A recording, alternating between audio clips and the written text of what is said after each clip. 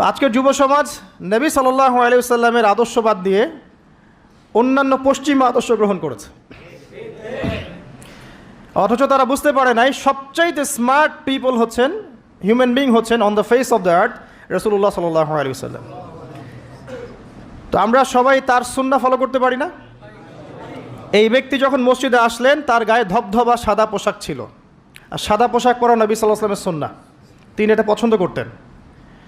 চুল ছিল কালো, লা ইউরা আলাইহি আসারুস সাফার, তাকে দেখে মনে হচ্ছিল না যে সে সফর করে এসেছে, মানে কোনো ক্লান্তি নাই তার মধ্যে।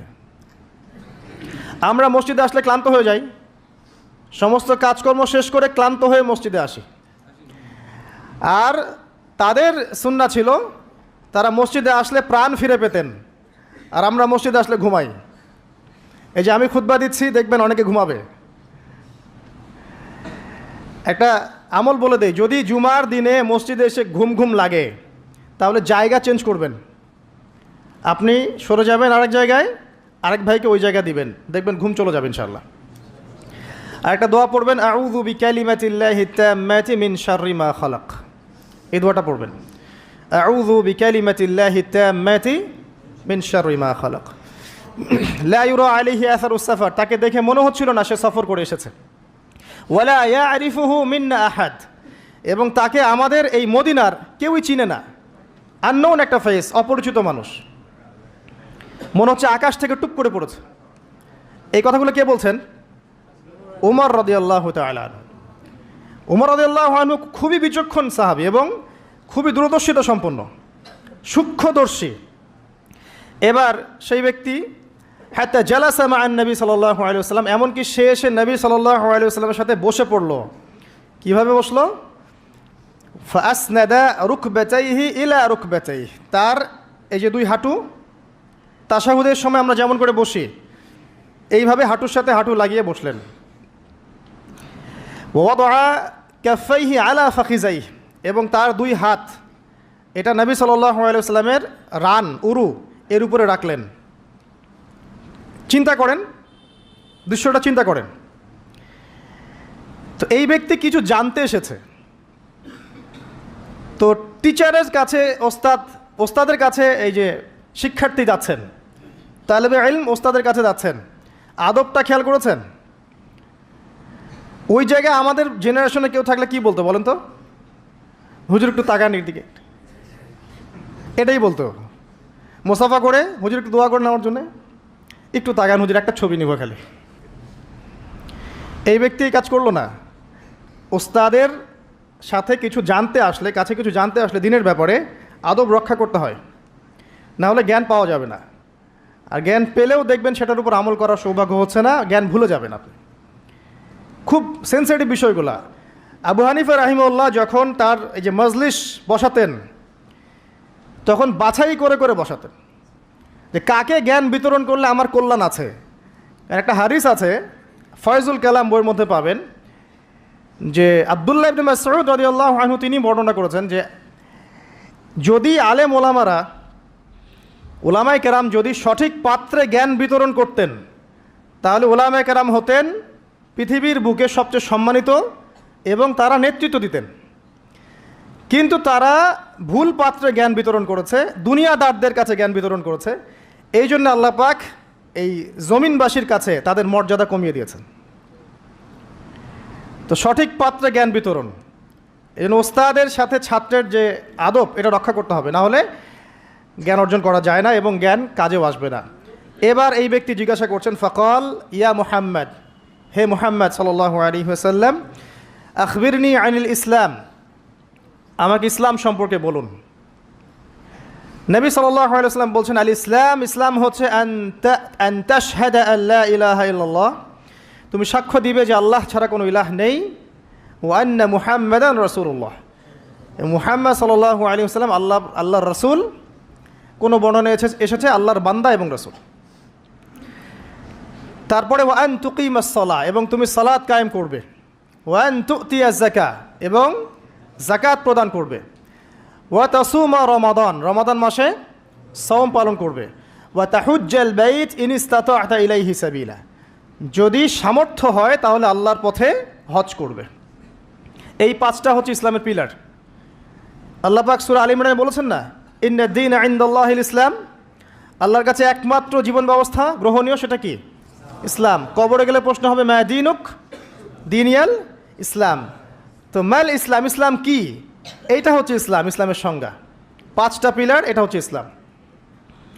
এটাকে স্বীকার করে নিলে একজন ব্যক্তি মুসলিম হয়, ঈমান নিয়ে আসলে মুমিন হয়, তাকওয়া অবলম্বন করলে মুত্তাকি হয়, আর হৃদয়ের মধ্যে কলবে ইহসান চলে আসলে মুহসিন হয়ে যায়। এটা সবচেয়ে বড় স্টেজ। তো এবার এই ব্যক্তি বলছেন সাদাত, আপনি সত্য বলেছেন। তো উমর রাদিয়াল্লাহু আনহু বলছেন ফাআজিবনা লাহু, আমরা অবাক হয়ে গেলাম। ইয়াসআলুহু ওয়া ইউসাদ্দিকুহু, এই ব্যক্তি নিজেই প্রশ্ন করলো, নিজেই আবার সত্যায়ন করলো। এটা কি হয় কখনো? কেউ যখন জানতে আসে কিছু টিচারের কাছে, সে কি সত্যায়ন করতে পারবে আপনার কথা ঠিক আছে এটা বলতে পারবে? তার মানে সে আগে থেকে উত্তর জানতো। তো উমর রাদিয়াল্লাহু আনহু কিন্তু এখন খুব কনসিয়াস এই ব্যক্তি কে আসলে। এইটুকু আমরা একটু আলোচনা করে নেই। নবী সাল্লাল্লাহু আলাইহি ওয়াসাল্লাম এখানে বলেছেন ইসলাম মানে হচ্ছে সাক্ষ্য দেয়া লা ইলাহা ইল্লাল্লাহ এবং মুহাম্মাদুর রাসূলুল্লাহ। এই তো এর মানে হচ্ছে, খুব সংক্ষিপ্ত আকারে বলছি, খুতবায় অনেক বড় বলার সময় থাকে না। এর মানে হচ্ছে আমাকে তাওহীদের উপর থাকতে হবে এবং শিরিক থেকে দূরে থাকতে হবে। আর মুহাম্মাদুর রাসূলুল্লাহ মানে হচ্ছে আপনাকে সুন্নাহর উপর থাকতে হবে, বেদাত থেকে দূরে থাকতে হবে। আবার বলছি, লা ইলাহা ইল্লাল্লাহ সাক্ষ্য দেওয়ার মানে হচ্ছে তাওহীদের উপর থাকতে হবে, শিরিক থেকে দূরে থাকতে হবে। আর মুহাম্মাদুর রাসূলুল্লাহ এই সাক্ষ্য দেওয়ার অর্থ হচ্ছে আমাকে নবীর সুন্নাহর উপর থাকতে হবে, বেদাত থেকে দূরে থাকতে হবে। তাওহীদ আপনারা জানেন, তাওহীদে রুবুবিয়্যাহ, তাওহীদে উলুহিয়্যাহ, একটা কি তাওহীদে আসমা ও সিফাত, মানে একমাত্র আল্লাহকেই সৃষ্টিকর্তা, পালনকর্তা, রিজিক দাতা, জীবন মৃত্যুর মালিক, বিধান দাতা, সন্তান দাতা, হায়াত মৌতের মালিক, সব কিছু কোথা থেকে হয়?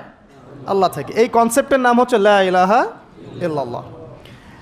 আর যদি কেউ আল্লাহর সাথে শিরক করে, মানে কেউ মনে করে আল্লাহ ছাড়া কোনো সৃষ্টিকর্তা আছেন, বা আল্লাহ নাই, বা আল্লাহ আছেন আরও কেউ আছে, অথবা কেউ যদি আল্লাহ ছাড়া অন্য কারোর জন্য সেজদা করে, অন্য কারো কাছে দোয়া করে, অন্য কারো কাছে সন্তান চায়, অন্য কোথাও নজর করে, অন্য কোথাও মানত করে, আল্লাহ ছাড়া অন্য কারো নামে কসম করে, ঠিক আছে, তাকদীরকে অস্বীকার করে, দুনিয়ার জন্য দিনের জ্ঞান অর্জন করে, ঠিক আছে, তারপর আল্লাহ ছাড়া অন্য কারো কাছে সন্তান চায়, এরকম অনেক বিষয় আছে।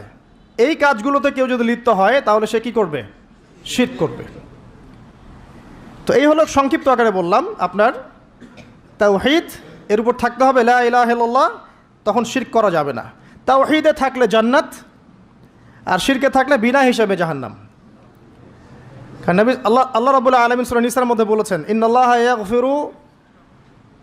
লা ইয়াগফিরু আন ইউশরাকা বিহি, আল্লাহ পাক শিরক করার গুনাহ মাফ করেন না, ওয়া ইয়াগফিরু মা দুনা যালিকা লিমান ইয়াশা, এছাড়া অন্য যে কোনো গুনাহ আল্লাহ পাক যাকে ইচ্ছা মাফ করে দিবেন। কিন্তু শিরক করার পরে বিনা তওবায় যদি মারা যায় এই গুনাহ মাফ হবে না। এই জন্য শিরক থেকে সর্বোচ্চ সতর্ক থাকতে হবে। আরেকটা বিষয় কি, মুহাম্মাদুর রাসূলুল্লাহ। যখন মুহাম্মাদুর রাসূলুল্লাহ বলেছি, তার মানে আমার নিজের ইচ্ছায় ইসলামের মধ্যে কোনো আমল করার ইখতিয়ার নাই। আমি চাইলেই নামাজ পড়তে পারবো না, চাইলেই রোজা রাখতে পারবো না, চাইলেই হজ করতে পারবো না, যাকাত দিতে পারবো না, আমি কিছুই করতে পারবো না ইসলামের মধ্যে। যেটাই করব সেটা রাসূল সাল্লাল্লাহু আলাইহি ওয়াসাল্লাম, সাহাবায়ে কেরাম তাদের থেকে প্রমাণিত থাকতে হবে। মানে আমি এই জুমার নামাজ 3 রাকাত পড়তে পারবো না, পারবো? যদি বলি নামাজ তো খুব ভালো কাজ, 2-এর জায়গায় 3 পড়লে সমস্যা কি? নামাজ বাতিল হয়ে যাবে। কারণ নবী সাল্লাল্লাহু আলাইহি ওয়াসাল্লাম 2 রাকাত পড়েছেন, আপনাকে 2 রাকাতই পড়তে হবে। আবার যদি বলি 1 রাকাত পড়বো, হবে? মুহাম্মাদুর রাসূলুল্লাহ মানে প্রতিটা আমল নবী সাল্লাল্লাহু আলাইহি ওয়াসাল্লাম যেভাবে করেছেন সেইভাবে করা। তার কথার সাথে তার কাজের সাথে যদি কারো কথা কাজ মিলে যায় সেটা গ্রহণ করতে কোনো সমস্যা নাই, কিন্তু তার কথার সাথে তার কাজের সাথে যার কথাই মিলবে না সেটা গ্রহণ না করাই আপনার উপর ওয়াজিব। এক কথায় আমাদের ইবাদত বন্দেগী করার, দিনের পথে চলার একমাত্র আদর্শ মানদণ্ডকে মুহাম্মদ সাল্লাল্লাহু আলাইহি ওয়াসাল্লাম, এটাই হচ্ছে মুহাম্মাদুর রাসূলুল্লাহ। এরপরে বলেছেন ওয়া আন তুকিমাস সালাহ, সালাত কায়েম করতে। সালাত কায়েম মানে খুব শর্টকাটে বলছি, আল্লাহ যেন সবাইকে তৌফিক দেন, আমাকে সহ আপনাদের সবাইকে। 5 ওয়াক্ত সালাত জামাতে পড়ার চেষ্টা করতে হবে। যদি মিস হয়ে যায়, যখন ঘুম থেকে উঠবেন পড়ে নেবেন। সফরে আছেন, জমা করে নেন, কসর করে নেন। বা আপনি ভুলে গেছেন, যখনই মনে পড়বে তখনই পড়তে হবে, পড়তেই হবে। বা অ্যাটলিস্ট আপনি কোনো কারণে আসতেই পারছেন না, কোনো সমস্যা আছে, বাসায় অ্যাটলিস্ট জামাত করে পড়ে নেন। নামাজ মিস দেওয়া যাবে না। আমাদের দেশে মুসলিমদেরকে নিয়ে বড় বড় কথা বলার সময় না এটা এখন, কারণ আমাদের দেশে মুসলিমদের মধ্যে 90% নামাজ পড়ে না। 5 ওয়াক্ত নামাজ জামাতে পড়ে না 90% মুসলিম। অতএব বেনামাজি মুসলিমদেরকে নিয়ে আপনি খেলাফত কায়েম করবেন নাকি? তো বেসিক কাজগুলো আগে বেশি ইম্পর্টেন্ট। এছাড়া একটা বিষয় আছে, নামাজ সঠিক ওয়াক্তে পড়া। অনেক সময় দেখা যায় ওয়াক্ত চলেই যাচ্ছে, নামাজের কোনো হুঁশ নাই। আল্লাহ পাক হেফাজত করুন আমাদেরকে, সঠিক ওয়াক্তে নামাজ পড়া এবং রাসূলুল্লাহ সাল্লাল্লাহু আলাইহি ওয়াসাল্লামের সুন্নাহ মতো নামাজ পড়া। এই 3G 4G নামাজ চলবে না। 5 মিনিটে 4 রাকাত নামাজ শেষ, এটা রাসূলের সুন্নাহ ছিল না। কিন্তু একটা বিষয় হচ্ছে জায়েজ হয়ে যাবে, একটা হচ্ছে সুন্নাহ, দুটার মধ্যে অনেক পার্থক্য আছে। কুলি না করলে অজু হবে না? কুলি যদি না করি অজু হবে না? অজুর ফরজের মধ্যে কুলি আছে? কুলি না করলে অজু হয়ে যায়, কিন্তু সুন্নাহ মতো অজু হবে না, হবে? তো একটা জিনিস হচ্ছে জায়েজ, একটা হচ্ছে সুন্নাহ। আপনি কোনটা নেবেন? সুন্নাহ। মুহাম্মদুর রাসূলুল্লাহ কে বলেছে? আমরাই তো বলেছি। অতএব প্রত্যেকটা কাজ তার সুন্নাহ মতো হতে হবে। তিনি নামাজ পড়তেন ধীর স্থিরভাবে, তাই না? তাড়াহুড়া করে, ধীর স্থিরভাবে, সূরা কেরাত ঠিক মতো করে, রুকু সেজদা সুন্দর মতো করে, খুশু খুজুর সাথে, বিনয়ের সাথে। এভাবে সালাত পড়ার পরেই দেখবেন এই জাতি সফলতা অর্জন করছে, তার আগে হবে না। এরপরে বলেছেন নবী সাল্লাল্লাহু আলাইহি ওয়াসাল্লাম যাকাতের কথা, ওয়া আন তুতিয়াজ যাকাত। যাকাত কেন? কারণ ইসলামিক, মনে রাখবেন, ইসলামিক ইকোনমিক্সের বেইজ হচ্ছে যাকাত, সাদাকা, আপনার হালাল ব্যবসা, কৃষিভিত্তিক অর্থনীতি। আর বর্তমানের যে ইকোনমিক্স চলছে সারা ওয়ার্ল্ড ওয়াইড, যেটার মূল সেন্টার হচ্ছে পশ্চিমা বিশ্ব, এই ইকোনমিক্সের মূল বেইজ হচ্ছে রিবা বা সুদ। দেখেন, শ্রম রাখা অবস্থায় কিন্তু আমরা মিথ্যা খুব একটা বলি না, চিটিং করি না, করতে গেলে মনে বাধা আসে, তাই না? মানুষকে ঠকাই না। আমরা শ্রম রাখা অবস্থায় কিন্তু আল্লাহ দেখছেন মনে করে আমরা খাই না, পান করি না। স্ত্রী হালাল, তাকেও ছুঁই না। তো হালালগুলো ছেড়ে দেই সিয়াম রেখেছি বলে, আল্লাহ দেখছেন বলে। এটাই আল্লাহ কনসিয়াসনেস।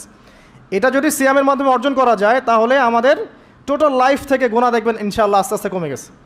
এটা উদ্দেশ্য আর কি। একটা আল্লাহ রাসূল সাল্লাল্লাহু আলাইহি ওয়াসাল্লাম বলেছেন, ওয়া তাহুজ্জাল বাইত ইন ইসতাতা ইলাইহি সাবিলা। সামর্থ্য হলে কি করতে হবে? বাইতুল্লাহ হজ করবেন। আল হজ টাইটেলের জন্য করবেন? ভোট পাওয়ার জন্য করবেন?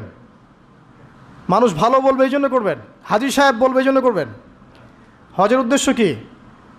হজের উদ্দেশ্য হচ্ছে ইব্রাহিমী একত্ববাদ শিখে আসা। হজের যে কাজগুলা, এগুলো ইব্রাহিম আলাইহিস সালামের সুন্নাহর মধ্যে অন্তর্ভুক্ত। ইব্রাহিম ছিলেন তাওহীদপন্থী, শিরকের সাথে আপোষ করেন নাই। পরিবার ছেড়ে দিয়েছেন, বাবা বের করে দিয়েছে, আগুনে ফেলে দিয়েছে, স্ত্রীকে রেখে আসছেন, সন্তানকে রেখে আসছেন শুধুমাত্র আল্লাহর জন্যে। ইয ক্বালা লাহু রাব্বুহু আসলিম, যখনই আল্লাহ তার রব তাকে বলেছেন ইসলাম কবুল করো, মানে আত্মসমর্পণ করো, ক্বালা আসলামতু লিরাব্বিল আলামিন, তিনি বলেছিলেন কি? আমি আল্লাহর কাছে আত্মসমর্পণ করছি। এই যে ইসলাম, আত্মসমর্পণ, এটা হচ্ছে ইব্রাহিম আলাইহিস সালামের কাছে শিখতে হবে। এটা শিখতে হজ করতে যেতে হবে। সাফা মারওয়া সাই করার সময় যদি আমার চেতনা এরকম না আসে যে এইভাবেই ওই যে হাজরা আলাইহিস সালাম তার ছোট্ট সন্তানকে পানি খাওয়ানোর জন্যে এই দৌড়াদৌড়ি করেছেন, হা হুতাশ করেছেন, একবার এই পাহাড় একবার ওই পাহাড়, ছোট্ট শিশু কাঁদছে পানির জন্যে, এই ফিলিংসটা না আসলে ওখানে জগিং হবে, ওই ফিলিংস আর হবে না।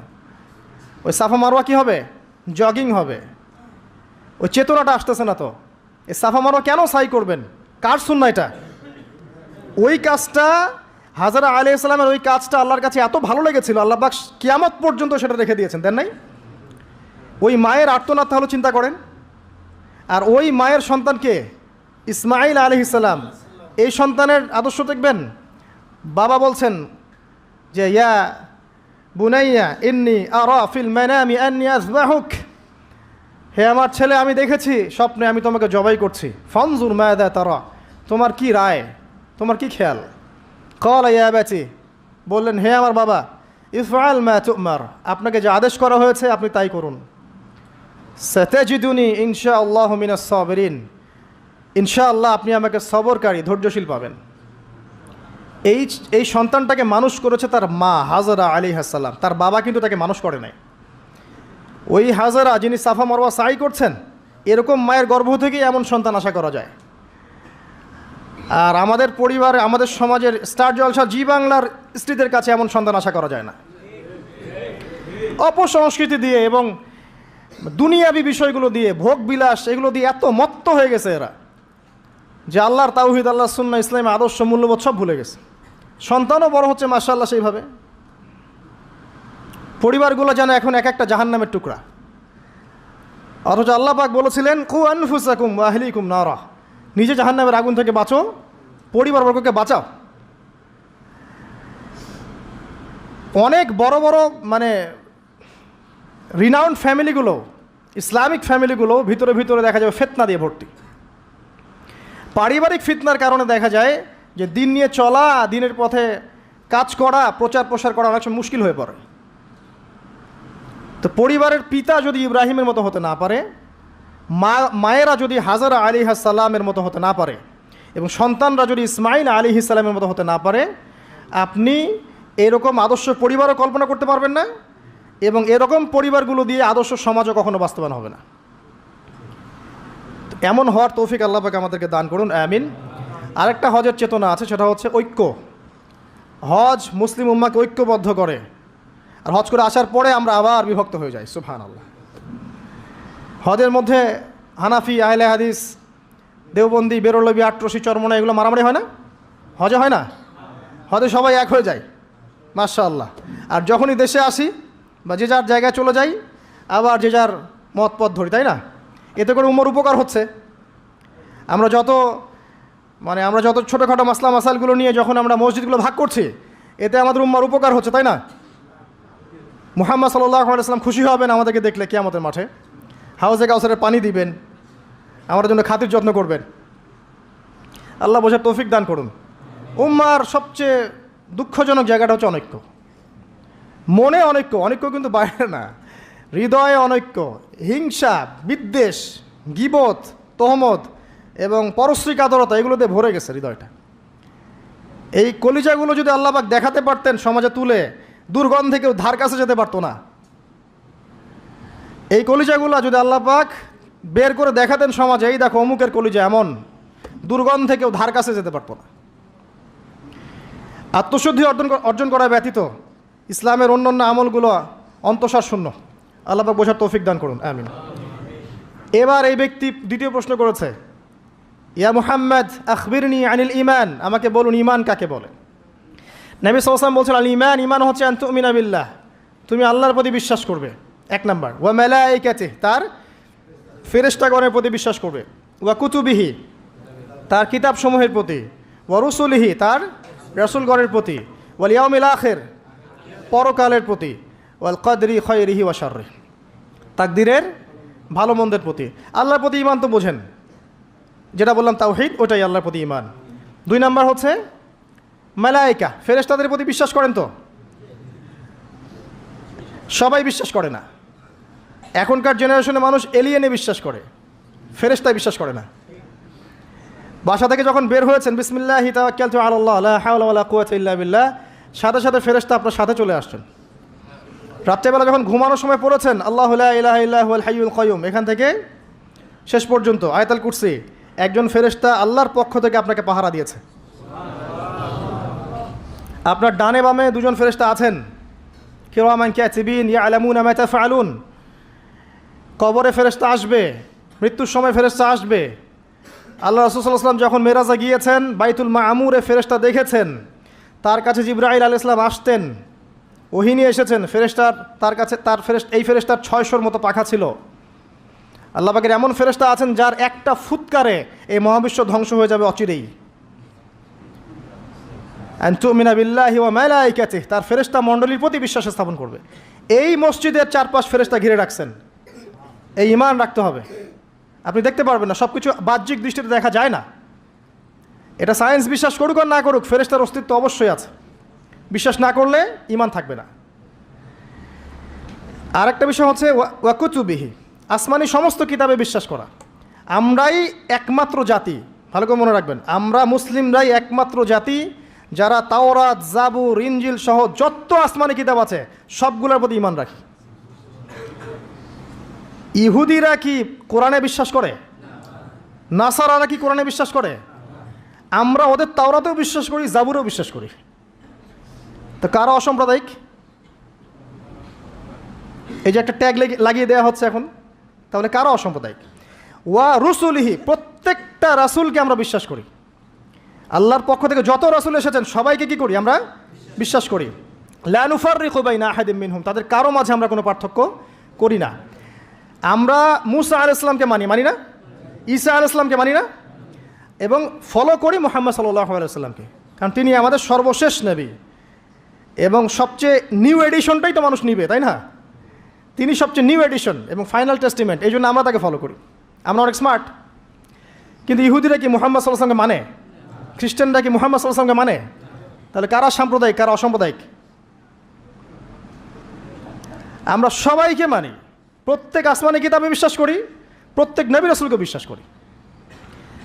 এবং ইসলাম সবচেয়ে উদার নৈতিক ধর্ম। এর চেয়ে উদার নৈতিক মানবতাপ্রেমী কোনো ধর্ম নাই পৃথিবীতে। এবং এটা একমাত্র রিলিজন যেখানে প্রত্যেকটা বিষয়ের সমাধান আছে। আপনি মানেন আর নাই মানেন, কেউ বাধ্য করেনি। মানলে আপনি আল্লাহর আনুগত্য করবেন এবং জান্নাতে যাবেন ইনশাআল্লাহ। যদি না মানেন আপনার বিচার পরকালে আল্লাহ পাক করবেন। কেউ কারো উপরে জবরদস্তি করতে যাবে না, তাই না? লা ইকরাহা ফিদ্দিন, দিনের মধ্যে কোনো বাড়াবাড়ি নাই।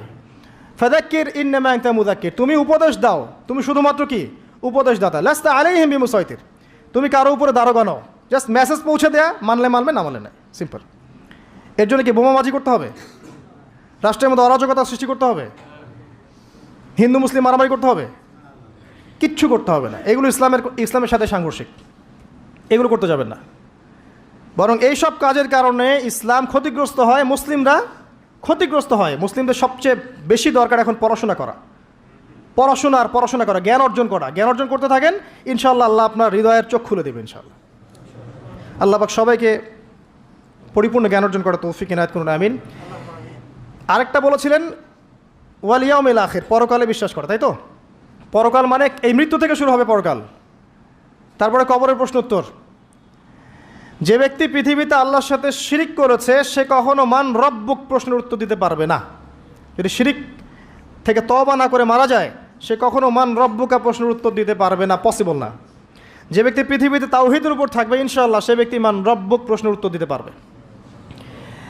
পৃথিবীতে যে ব্যক্তি ইসলামকে ঠাট্টা বিদ্রুপের ছলে গ্রহণ করেছে, এর আনুগত্য করেনি, একে রিজেক্ট করেছে, সে মা দিন উকা প্রশ্নের উত্তর দিতে পারবে না।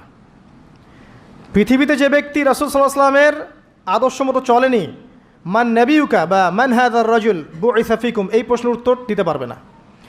আর বিশ্বাস করেন যারা এই তিনটা প্রশ্নের উত্তর দিতে পারবে, অর্থাৎ তাওহীদপন্থী, সুন্নাহপন্থী এবং দিনকে পরিপূর্ণরূপে গ্রহণকারীরা, তাদেরকে আরও একটা প্রশ্ন করা হবে। ফেরেশতারা অবাক হয়ে বলবেন যে কিভাবে তুমি এগুলো জানলা, কিভাবে তুমি এগুলো জানলা? সে ব্যক্তি তখন বুক ফুলিয়ে বলবে যে আমি করাআতু কিতাবাল্লাহ, আমি আল্লাহর কিতাব পড়েছি, ফাআলিমতু, এরপরে জেনেছি। তো আল্লাহর কিতাব পড়া হয় তো মাশাআল্লাহ নিয়মিত? আল্লাহর কিতাব নিয়মিত পড়া হয় তো মাশাআল্লাহ?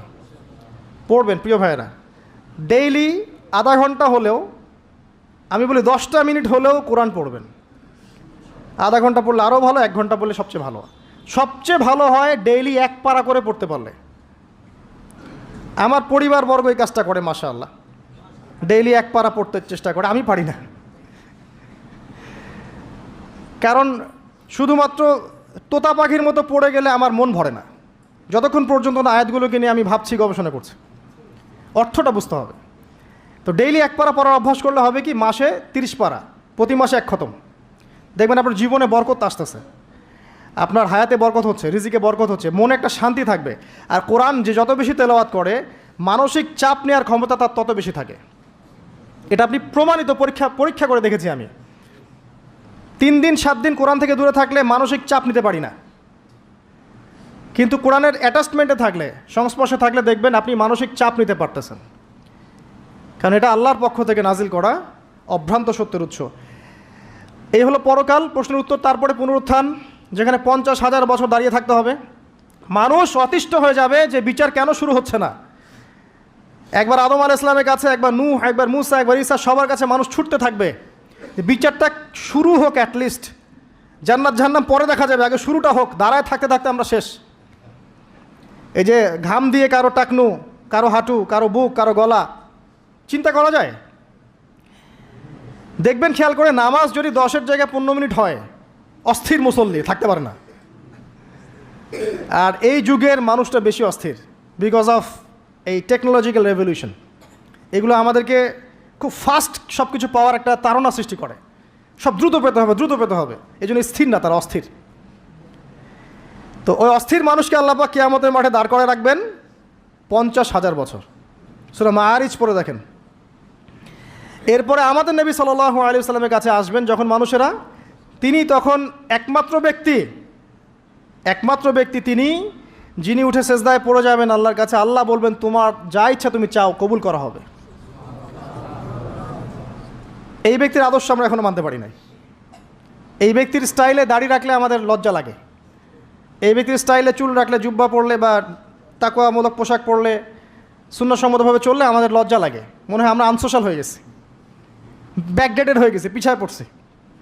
এই ব্যক্তি সুপারিশ করবেন, তিনি পড়েই থাকবেন সেখানে যতক্ষণ পর্যন্ত আল্লাহ পাক তার দোয়া কবুল করেন।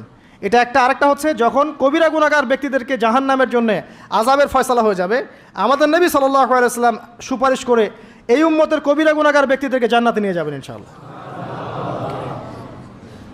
এই ব্যক্তিকে গালি দেয়া হয়, এই ব্যক্তিকে তার চরিত্র নিয়ে কথা বলা হয়, এই ব্যক্তিকে নিয়ে কত কিছু করা হয়। আল্লাহ পাক তাদেরকে হেদায়েত নসিব করুন। অথচ এই ব্যক্তি মুহাম্মদ সাল্লাল্লাহু আলাইহি ওয়াসাল্লাম বলেছেন, কাশ আমি যদি আমার ভাইদেরকে দেখতে পেতাম। সাহাবীরা বলতেন, ইয়া রাসূলুল্লাহ, আমরা কি আপনার ভাই নই? নবীজি বলতেন সাল্লাল্লাহু আলাইহি ওয়াসাল্লাম, তোমরা আমার সাহাবী, আমার ভাই তারা যারা আমার পরে, তোমাদের পরে আসবে, যারা আমাকে না দেখে ঈমান নিয়ে আসবে। আমরা হচ্ছে তার ভাই। সুবহানাল্লাহ। এরপরেও এই উম্মার মধ্যে যারা আলেম ওলামা, ইলমের চর্চা করবেন, ইলমের প্রচার প্রসার ঘটাবেন, তাদের সাথে রাসূল সাল্লাল্লাহু আলাইহি ওয়াসাল্লাম একটা সখ্যতা থাকবে। এই উম্মতের মধ্যে যারা এতিমদের দেখাশোনা করবে, মিসকিনদের দেখাশোনা করবে, তারা নবী সাল্লাল্লাহু আলাইহি ওয়াসাল্লামের সাথে এই জান্নাতে এতটুকু দূরত্বে থাকবে। যারা বিধবা, এতিম, মিসকিনদের দেখাশোনা করবে, এতটুকু দূরত্ব থাকবে। যে ব্যক্তি তার চরিত্রকে হেফাজত করতে পারবে, নবী সাল্লাল্লাহু আলাইহি ওয়াসাল্লাম বলেছেন, তার জন্য আমি জান্নাতের মাঝখানে একটা ঘরের জিম্মাদার হব। এরকম অনেক হাদিস আছে। এই ব্যক্তি একমাত্র ব্যক্তি যিনি আপনাকে ছাড়া জান্নাতে যাবেন না, যিনি জান্নাতে না গেলে জান্নাতের দরজা খোলা হবে না, যিনি পুল সিরাতের মতো জায়গাতেও ইয়া নাফসি বলবেন না, বলবেন ইয়া উম্মতি, ইয়া উম্মতি। তিনি একমাত্র ব্যক্তি যাকে কবরে দেখানো হবে আপনাকে, আমাকে। তিনি একমাত্র ব্যক্তি যিনি অঝর নয়নে আমাদের জন্য কেঁদেছেন রাতের বেলা আল্লাহর কাছে, যিনি হাউজে কাউসারে থাকবেন আমাদের জন্যে, যাতে আমরা পানি পান করতে পারি। আল্লাহ পাক আমাদেরকে রাসূল সাল্লাল্লাহু আলাইহি ওয়াসাল্লামের সুন্নাহ পরিপূর্ণরূপে মেনে চলার তৌফিক দান করুন এবং তার আদর্শ বাস্তবায়ন করার তৌফিক দান করুন এবং গর্বের সাথে তার সুন্নাহ ফলো করার তৌফিক আল্লাহ পাক দান করুন। আমিন। এরপরে আরও অনেক বিষয় থাকবে জান্নাত জাহান্নাম পর্যন্ত, আপনারা পড়ে নেবেন, এগুলো আপনারা জানেন। এরপরে একটা পয়েন্ট আছে, ওয়াল কদরি খায়রিহি ওয়া শাররিহি, তাকদীরের ভালো মন্দ। এখানে জাস্ট অল্প কিছু কথা বলছি। কিছু কিছু বিষয় আছে তাকদীরে যেগুলো কনস্ট্যান্ট ফিক্স, এগুলো কখনো পরিবর্তন হবে না। যেমন জীবন, আপনার মৃত্যু, আপনার হায়াত ইত্যাদি ইত্যাদি। কিছু বিষয় আছে যেগুলো ঝুলন্ত, মুআল্লাকা, এগুলো ভালো কাজ দিয়ে পরিবর্তন হয়, দোয়া দিয়ে পরিবর্তন হয়, নেকির কাজ দিয়ে, তাকওয়া দিয়ে পরিবর্তন হয়। যেমন কেউ যদি আত্মীয়তার সম্পর্ক বজায় রাখে, তার রিজিক বাড়বে, তার হায়াতে বরকত হবে। এই যে কোরআনের কথা বললাম, কেউ যদি কোরআন বেশি বেশি তেলাওয়াত করে, কোরআন নিয়ে বেশি বেশি গবেষণা করে, তার হায়াতে রিজিকে বারাকা আসবে। কেউ যদি প্রতিবেশীর খোঁজ খবর নেয়, পিতামাতার সেবা করে, মা না থাকলে খালার সেবা করে, তারও বারাকা আসবে। কেউ যদি বেশি বেশি দোয়া করতে থাকে, আল্লাহর কাছে প্রচুর দোয়া করে, খালি দোয়া আর দোয়ার উপর থাকে, দেখবেন ও বিপদ আপদে কম পড়বে। আর বিপদ আপদ আসলেও দেখবেন আল্লাহ পাক গায়েবী মাদাতে দেখবেন কোনো না কোনোভাবে তাকে সেভ করে ফেলছেন। কারণ দোয়া দিয়ে তাকদীর পরিবর্তন হতে পারে। আর কিছু বিষয় কনস্ট্যান্ট, এগুলো পরিবর্তন হবে না। এখানে কিছু মানুষ বলেছে তাকদীর বলতে কিচ্ছু নাই, মানুষ যা করবে তাই পাবে। তাকদীর বলতে কিচ্ছু নাই, মানুষ যা কাজ করবে সেটাই মানুষ পাবে, মানে মানুষের কর্মের স্বাধীনতাই চূড়ান্ত। তাকদির বলতে আসলে কিছু নাই। এদেরকে বলা হয় কাদারিয়া। কি বলা হয়? কাদারিয়া। নবীজি বলেছেন এরা যদি মারা যায় জানা যায় যাবে না, এরা যদি অসুস্থ হয় দেখতেও যাবে না, এরা হচ্ছে এই উম্মতের মাজুস, অগ্নি পূজারী। এরকম মানুষ আছে তো আমাদের মধ্যে, তাকদিরে বিশ্বাস করে না। মানুষের কর্ম যা তাই হবে। এটা দলিলও আছে আবার কোরআনে, ওয়ালাইসা লিল ইনসানি ইল্লা মা সাআ, মানুষ তার চেষ্টার বাইরে কিছু পাবে না। এটা হচ্ছে গরুর লেজ ছাগলের পিছনে লাগানো, আর ছাগলের লেজ গরুর পিছনে লাগানো, বাতিল কিয়াস, ইবলিসের মতো। আর একদল আছে যারা মনে করে কর্মের স্বাধীনতা বলতে কিচ্ছু নাই, তাকদিরই সব, যা আছে ভাগ্যে তাই হবে। আমার কাজের কোনো স্বাধীনতা নাই, আল্লাহ চাইলে ভালো করতে পারবো, না চাইলে পারবো না। চুরি করছি কেন? আল্লাহ তাকদিরে লিখছিলেন তাই চুরি করছি। জেনা করলাম কেন? ঘুষ খাইলাম কেন? দুর্নীতি কেন করে? আল্লাহ লিখছেন তাকদিরে তাই, আমার তো কিছু করার নাই। ওমর রাদিয়াল্লাহু আনহুর কাছে এরকম একজন ব্যক্তি আসছিলেন, একদিন বলছিলাম আমি, এসে বলছে আমি তো চুরি করি নাই, আল্লাহ তাকদিরে লিখছেন তাই আমি চোর হয়েছি। ইবনুল খাত্তাব তিনি বললেন যে ঠিক আছে, কোনো সমস্যা নাই, যে আল্লাহ তোমার তাকদিরে লিখেছেন তুমি চুরি করবা, সে আল্লাহ আমার তাকদিরে লিখেছেন আমি তোমার হাত কেটে ফেলবো, এই আর কি। এদেরকে বলা হয় আবার জাবারিয়া। এদের নাম কি? জাবারিয়া। এদেরও দলিল আছে, আম লিল ইনসানি মা তামান্না ফালিল্লাহিল আখিরাতু ওয়াল উলা, মানুষ যা চায় তাই কি সে পাবে? আল্লাহর হাতেই সমস্ত ক্ষমতা। মানে এরা হয়েছে কি দুইজন দুই দুয়ারে চলে গেছে আর কি। এর মাঝখানে ব্যালেন্সটা কি? তাকদির আল্লাহর হাতে। আল্লাহ পাক তাকদির লিখেছেন আসমান জমিন সৃষ্টির 50,000 বছর আগে, এরপরে আবার মায়ের গর্ভে যখন রূহ আসে তখনও, তারপরে লাইলাতুল কদরে তাকদির আবার বাজেট পেশ করা হয়। কিছু বিষয়ে কনস্ট্যান্ট আর কিছু বিষয় হচ্ছে মুআল্লাকাত, কাজের মাধ্যমে আপনি পরিবর্তন করতে পারবেন। আর নবী সাল্লাল্লাহু আলাইহি ওয়াসাল্লাম বলেছেন সাহাবীদেরকে যে মানুষকে যে ফলাফলের জন্য সৃষ্টি করা হয়েছে পৃথিবীতে তার কাজ সেরকমই হবে। মানে যাকে আল্লাহ পাক জান্নাতের জন্য সৃষ্টি করেছেন পৃথিবীতে সে সেরকমই কাজ করতে থাকবে। যাকে আল্লাহ পাক জাহান্নামের জন্য সৃষ্টি করেছেন বা যার তাকদিরে লেখা আছে সে জাহান্নামে যাবে, পৃথিবীতে তার কাজও তেমনই হবে। সূরা লাইলের মধ্যে দলিল আছে। এই 6টা বিষয় হচ্ছে ইমানের পিলার, মনে থাকবে ইনশাআল্লাহ। আল্লাহর প্রতি বিশ্বাস, মালায়েকা, কুতুবিহি ওয়া রুসুলিহি ওয়াল ইয়াউমিল আখির ওয়াল কদরি খায়রি ওয়া শাররি। এই 6টা পিলারকে মনে বিশ্বাস করা, মুখে স্বীকার করা আর কাজে বাস্তবায়ন করার নাম হচ্ছে ইমান। মনে থাকবে ইনশাআল্লাহ। মনে বিশ্বাস, মুখে স্বীকার আর কাজে বাস্তবায়নের নাম কি? ইমান। শুধু মনে বিশ্বাস করি কাজ নাই, ইমান আছে? ইমান আছে, নামাজ পড়ি না, চলবে? চলবে না। এখানে 2টা দল আছে, ভালো করে বোঝেন এই জায়গাটা। একদল হচ্ছে মনে করে জাস্ট মুখে লা ইলাহা ইল্লাল্লাহ একবার বললেই জান্নাত। কথা বুঝতে পারছেন? এদেরকে বলা হয় মুরজিয়া। কি বলা হয়? মুরজিয়া, মানে শৈথিল্যবাদী। আরেক দল আছে যারা মনে করে মানুষ কবিরা গুনাহ করলেই কাফের হয়ে যায়, এদেরকে বলা হয় খারেজি। কি বলা হয়? খারেজি। পৃথিবীতে যত দেশে দেশে এই যে জঙ্গিবাদ ছড়িয়ে পড়েছে এর মূল আকীদা হচ্ছে এই যে খারেজি আকীদা, যারা মনে করে যে কেউ যদি কবিরা গুনাহ করে কাফের হয়ে যাবে, অতএব তাকে মারা জায়েজ আছে। এই জন্য তাকে মারা, তার রক্তকে হালাল মনে করা, তার সম্পদ লুটে নেওয়া, এগুলো ওরা জায়েজ মনে করে, নেকির কাজ মনে করে। এটা খারেজি আকীদা। আর মাঝখানের আকীদা হচ্ছে আহলে সুন্নাহ ওয়াল জামায়াতের আকীদা। সেটা হচ্ছে মনে বিশ্বাস, মুখে স্বীকৃতি, ঠিক আছে, এটা বেস, আর কাজ হচ্ছে ফুরু বা শাখা। কাজ করতে গিয়ে কারো ভুল ত্রুটি ভালো মন্দ হতে পারে, যদি কেউ কবিরা গুনাহ করে ফেলে তার জন্য তওবার দরজা খোলা আছে, সে কাফের হয়ে যাবে না, হায়েস্ট সে বরং ফাসেক বা জালেম হতে পারে। এই অবস্থায় মারা গেলে আল্লাহ তার বিচার করবে। এই হচ্ছে আহলে সুন্নাহ ওয়াল জামায়াতের আকীদা। এরপরে ওই ব্যক্তি বলেন আপনি সত্য বলেছেন। আবার প্রশ্ন করলেন মাল আখবিরনি আনিল ইহসান, ইহসান কাকে বলে? নবীজি উত্তর দিলেন আল ইহসান আন তা'বুদাল্লাহা কাআন্নাকা তারাহ। তিনি বললেন ইহসান হচ্ছে তুমি এমনভাবে আল্লাহর ইবাদত করবে যেন তুমি আল্লাহকে দেখতে পারছো। ওয়া ইল্লাম তাকুন তারা ফাইন্নাহু ইয়ারাক, তুমি যদি আল্লাহকে দেখতে না পারো বিশ্বাস রাখবে আল্লাহ তোমাকে দেখছেন। এই যে এই কনসিয়াসনেস, আল্লাহ কনসিয়াসনেস নিয়ে ইবাদত করার নাম হচ্ছে ইহসান। ইহসান যে ব্যক্তি আয়ত্ত করতে পারবে সে হবে মুহসিন, মুসলিম, মুমিন, মুত্তাকি, মুহসিন, একদম হাইয়েস্ট লেভেল। তাহলে এই হচ্ছে ইহসান। ইহসান যার মধ্যে থাকবে সে কিন্তু পাপ করতে পারে না খুব একটা। খেয়াল করে দেখেন, আন তা'বুদাল্লাহা কাআন্নাকা তারা, তুমি এমনভাবে আল্লাহর ইবাদত করবে যেন তুমি স্বয়ং আল্লাহকে দেখতে পারছো। আল্লাহকে যদি কেউ দেখতে পারতো সে কি কখনো আল্লাহর বিরুদ্ধে যেতে পারতো? এই বিষয়টাই হচ্ছে ইহসান। আর আল্লাহকে কেউ এই দুনিয়ায় খালি চোখে দেখতে পারবে না, এই জন্য আল্লাহ রসুল বলেছেন যে ওয়াইল্লাম তাকুন তারা, তুমি যদি তাকে দেখতে না পারো ফাইন্নাহু ইয়ারাক, তিনি তোমাকে অবশ্যই দেখছেন। আল্লাহকে হাজির নাজির জেনে ইবাদত করতে হবে। আল্লাহ পাক তৌফিক দান করুন, আমিন। প্রত্যেকটা কাজ, নামাজ, রোজা, হজ, যাকাত, জিকির, আজকার, তাসবিহ, তাহলিল, সব কিছু, ব্যবসা বাণিজ্য, চাকরি বাকরি যা আছে সব আল্লাহকে হাজির নাজির জেনে করলে মানুষ হারাম থেকে বেঁচে থাকতে পারবে ইনশাআল্লাহু আযজা ওয়া জাল। চতুর্থ প্রশ্ন করেছেন এই ব্যক্তি, আখবিরনি আনিস সাআহ, আমাকে কিয়ামত সম্পর্কে বলুন। নবীজি বলছেন মাল মাসউলু আনহা বিআ'লামা মিনাস সাইল, এই ব্যাপারে প্রশ্নকারী আর যে উত্তরদাতা এর বেশি কেউ কিছু জানে না। যাকে জিজ্ঞেস করা হচ্ছে আর যে জিজ্ঞাসা করছে তাদের জ্ঞান সমান। আমি আসলে জানি না কবে কিয়ামত হবে। কেউ জানে কবে কিয়ামত হবে? সূরা লুকমানের শেষে আছে না, ইন্নাল্লাহা ইনদাহু ইলমুস সাআহ ওয়া ইউনাজ্জিলুল গায়থ ওয়া ইয়ালামু মা ফিল আরহাম ওয়া মা তাদরি নাফসুম বিআইয়ি মাযা তাকসিবু গাদা ওয়া মা তাদরি নাফসুম বিআইয়ি আরদিন তামুত। পাঁচটা বিষয় আল্লাহ ছাড়া কেউ জানে না। কিয়ামত কবে হবে, বৃষ্টি কখন কোথায় বর্ষিত হবে, আগামীকাল কোন নফস কি অর্জন করবে কি হারাবে, কার মৃত্যু কোথায় হবে, এগুলো আল্লাহ ছাড়া কেউ জানে না। তো এই জন্য তিনি বলেছেন মাল মাসউলু আনহা বিআ'লামা মিনাস সাইল, এই বিষয়ে জিজ্ঞাসিত ব্যক্তি প্রশ্নকারীর চেয়ে বেশি জানে না।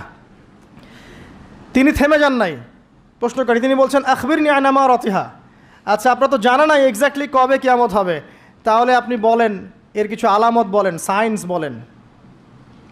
নবীজি বললেন দুইটা মাত্র। একটা হচ্ছে আন তালিদাল আমাতু রাব্বাতুহা, যখন দেখবে দাসী তার মনিবকে জন্ম দিচ্ছে। দাসী তার মনিবকে জন্ম দিচ্ছে মানে ন্যায় অন্যায়, সত্য মিথ্যা, হালাল হারামের মানদণ্ড উল্টে যাবে, দুনিয়া উল্টা পাল্টা হয়ে যাবে আর কি। দাসী কি মনিবকে জন্ম দিতে পারে? মানে মানদণ্ড কি হবে? উল্টে যাবে। আর একটা ব্যাখ্যা হচ্ছে ওলামায়ে কেরাম করেছেন যে পিতামাতাদের সাথে শেষ জামানায় দাস দাসীর মতো আচরণ করা হবে। এটাও ঠিক আছে ব্যাখ্যা। একটা আধুনিক ব্যাখ্যা হচ্ছে যে সত্যিকার অর্থেই দাসী মনিবকে জন্ম দিবে। কিভাবে? ফ্যামিলিস্ট রেভলিউশন এবং রিবার কারণে।